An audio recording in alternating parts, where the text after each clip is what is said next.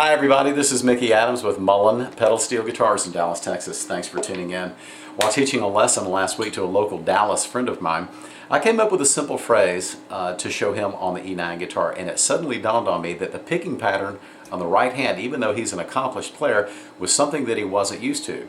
And it took him about 5 or 10 minutes to get the pattern down. Once he got the pattern and the blocking down, and I showed him exactly what I'm going to show you here, which are multiple pedal moves between just a few frets. It's like somebody peeled his forehead off and opened his mind to a lot of new ideas. And suddenly the things that were coming out of his guitar were absolutely mind-boggling. It opened a lot of doors for him. I'm hoping it'll do the same for you. As always, I appreciate all your comments, and I'll reply to them just as soon as I possibly can. I'm going to zoom into position number 7. We're going to use a random position. It just happens to be in the center of the camera. The first thing that I want you to work on is this. What we're going to do is we're going to play string 3 and 4 with our picks, and then we're going to strike 5 with our thumb. And each time we strike a group of notes, we're going to replace our fingers or our thumb into position to dampen the notes that we've just struck.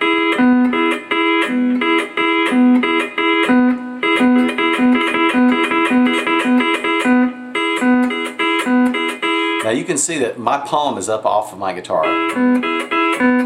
I'm still getting a staccato effect. Now let's look closely at my picks. Here's 3 and 4, 5. Now as I reached for 5 with my thumb, my picks moved back down and dampened 3 and 4.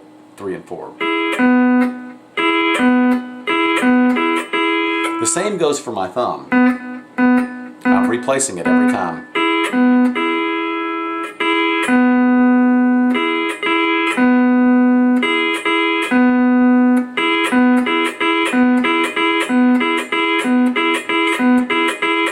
Now bear in mind guys, this is just one group of strings. We can do this all over the neck, and by moving chord positions and pedal levers we can play incredible runs ascending and descending all over the neck.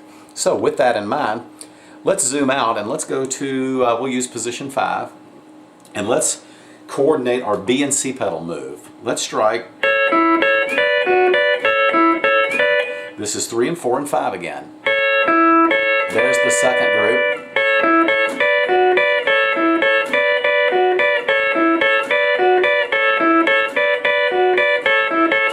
Now you can use any combination that you like.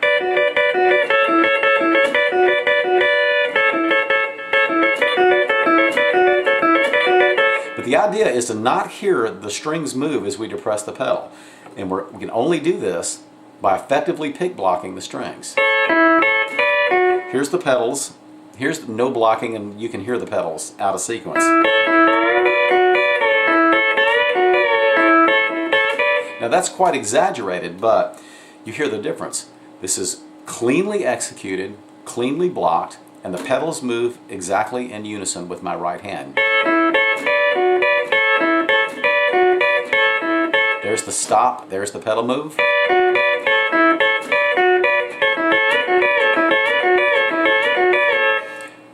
Now let's look at this run. We're going to move from here to B and C, up to 6, up to 7, back to 6, back to 5, and then release.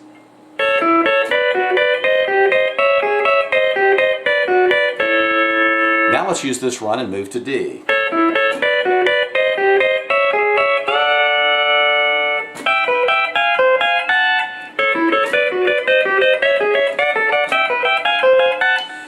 Bear in mind too that from here, B and C, sliding 4 frets up to 10 and having our pedals disengaged is going to require a faster move of the bar, because we've got the same interval of time between this position with B and C and this position open.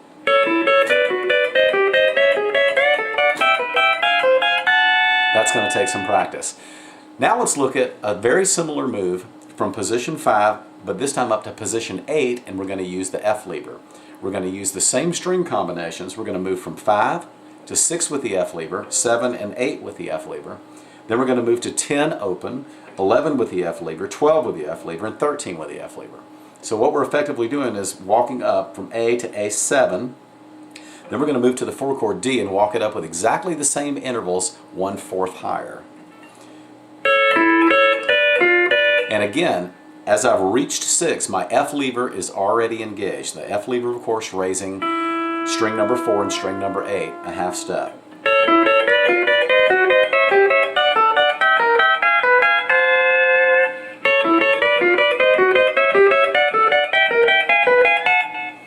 Now consider this run.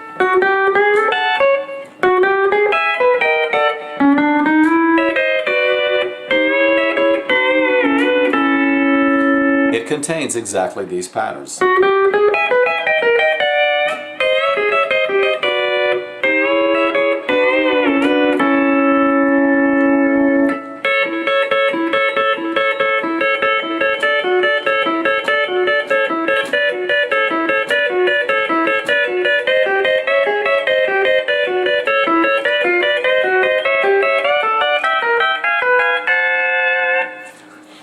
That ought to give you enough to work on for the next several minutes.